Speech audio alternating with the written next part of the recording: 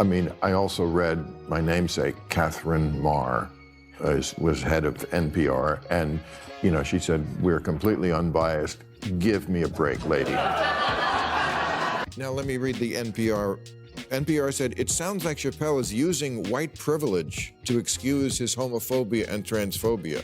Wait, now Dave Chappelle can have white privilege? I'm really confused now. Okay, let's unpack this. Bill Maher, widely known as a prominent figure on the political left, went on national television and sharply criticized NPR, not a conservative cable network, not a partisan podcast, but NPR, the public radio institution often praised in academic circles as a benchmark for serious journalism, and the moment stood out. Maher didn't hedge his language or soften his position. He spoke directly, making the case that NPR should not automatically be viewed as neutral. It echoed a sentiment many Americans have debated for years. He argued the outlet's coverage reflects a clear perspective. If you're interested in seeing established institutions questioned in real time, this is the kind of segment that grabs attention. So here's the context. PBS leadership recently testified before Congress amid renewed claims of ideological bias in public broadcasting. Lawmakers, particularly Republicans, have long debated whether federal funding for these institutions should continue, and the latest hearing brought that discussion back into focus. The central issue is straightforward. Should taxpayer dollars support a media outlet if a significant portion of the public believes its coverage leans politically? It's a debate about trust, accountability, and perception. While some expected Maher to defend NPR, that wasn't his approach. Instead, he referenced Catherine Maher, the former head of NPR, who had publicly stated the organization operates without partisan bias. Maher openly questioned that assertion. His reaction was blunt and direct, and the exchange quickly reverberated across the media landscape. The heads of NPR and PBS testified before Congress this week amid accusations of liberal bias. Should the government continue to send taxpayer dollars to public broadcasters? Well, a little background here. I mean, they've been after them the Republicans have wanted to get rid of PBS for as long as I can remember. This crowd will probably do it.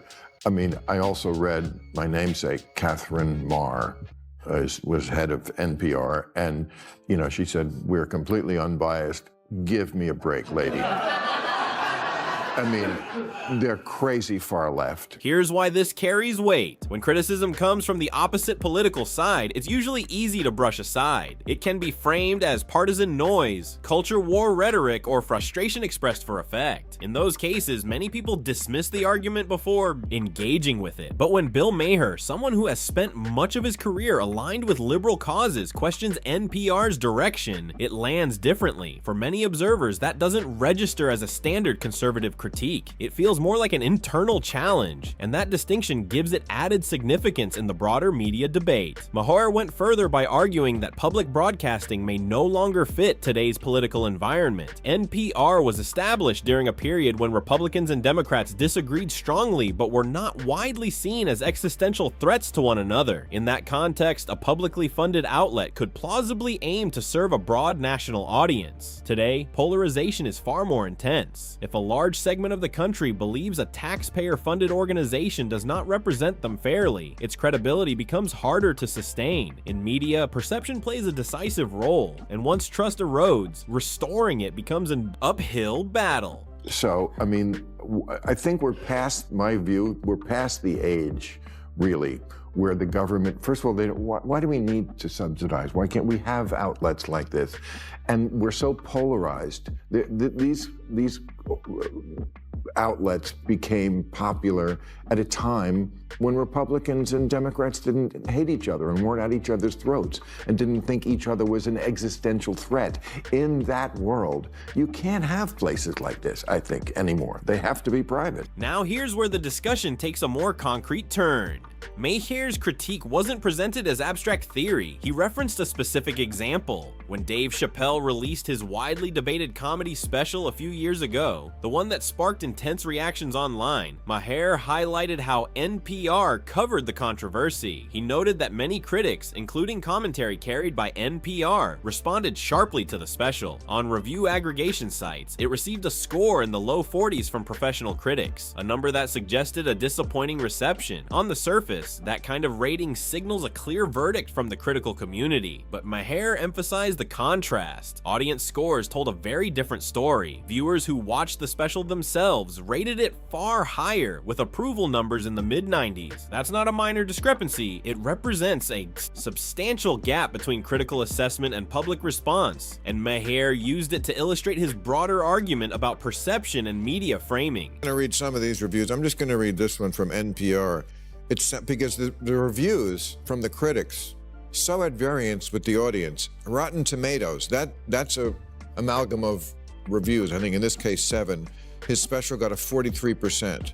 Audience 95.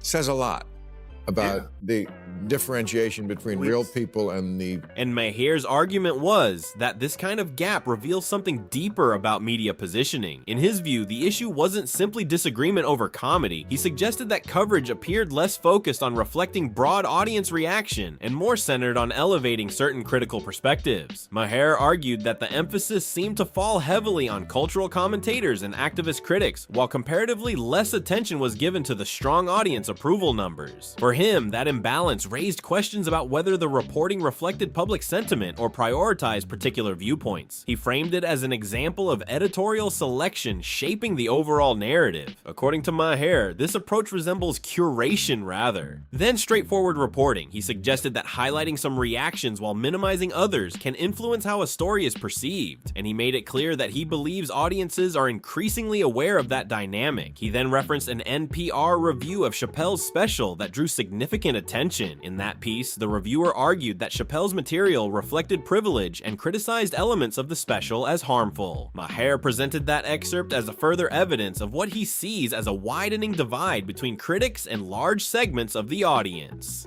Now let me read the NPR. NPR said, it sounds like Chappelle is using white privilege to excuse his homophobia and transphobia. Wait, now Dave Chappelle can have white privilege? I'm really confused now. Let that sit for a moment. Dave Chappelle is widely regarded as one of the most successful black comedians in American history. His career has largely centered on commentary about race, culture, and the black experience in the United States. So when a review framed his work through the lens of white privilege, Maher reacted with visible disbelief. On air, he expressed confusion about how that label was being applied in this context. His reaction wasn't framed as outrage, but as skepticism. He questioned how a comedian known for discussing racial dynamics from a personal perspective could suddenly be categorized in that way. For him, the reasoning seemed difficult to reconcile. Maher argued that interpretations like this can contribute to declining trust in major media institutions. When analysis appears tightly anchored to a specific ideological framework, some audiences begin to feel that nuance is being replaced by broad terminology. In his view, complex debates risk being reduced to simplified labels. He suggested that when criticism relies heavily on charged language rather than detailed argument, viewers may disengage. Instead of encouraging discussion, it can create the impression that conclusions are predetermined. And in today's media climate, that perception alone can shape how audiences evaluate. Or that there's a connection, that because you don't agree with what he said, which again, I don't think is transphobic. A lot of the special is about how he has this friendship with a trans person who is his opening act.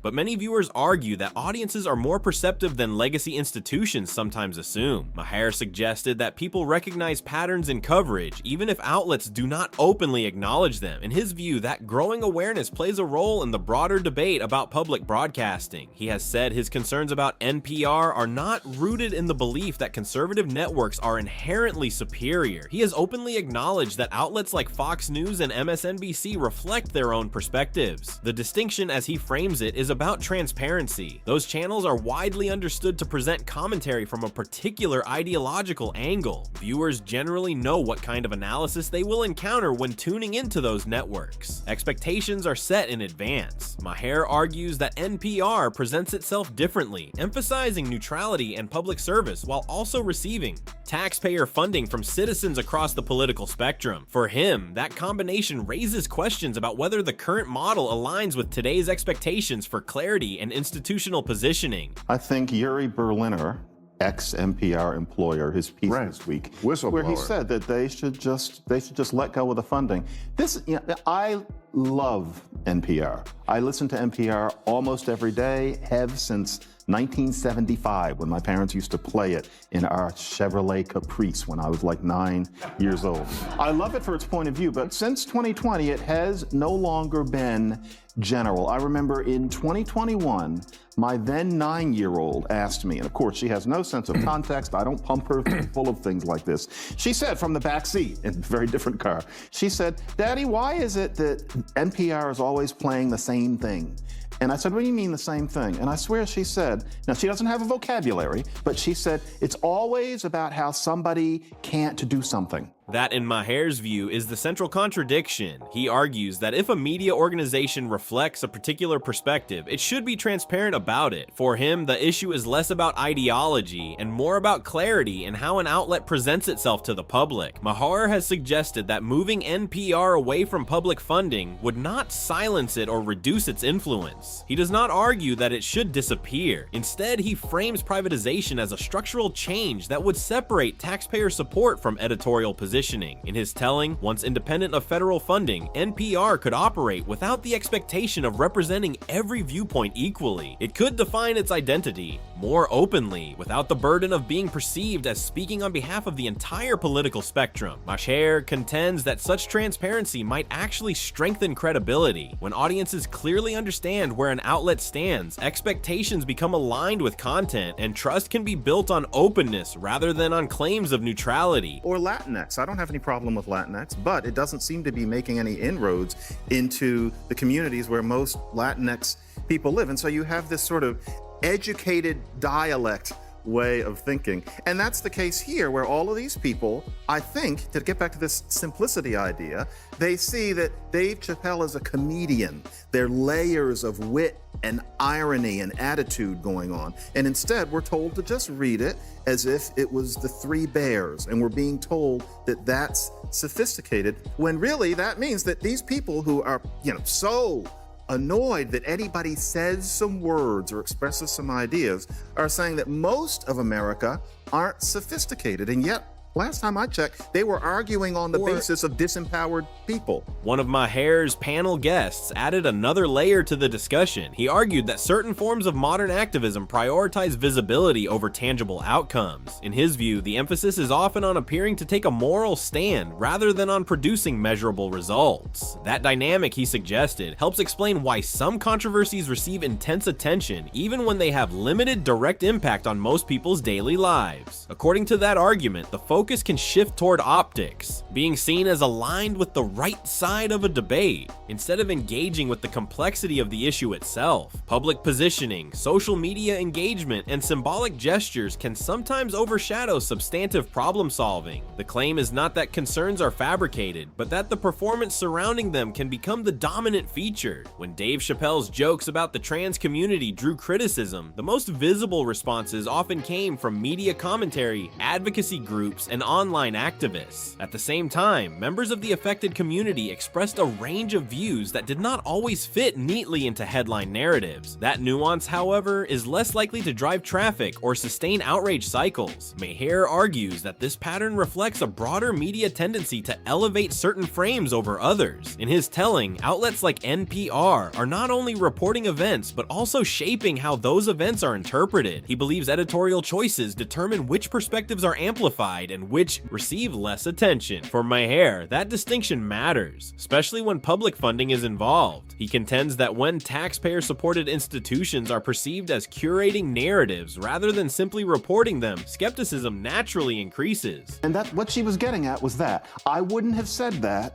about the NPR that I knew back in the day, and I wouldn't have said it 10 years ago, but that is what it is now. I will listen to it daily, but it's no longer a general audience venue. They should just give up national funding. Yeah. The Kamala Harris interview added another dimension to the conversation.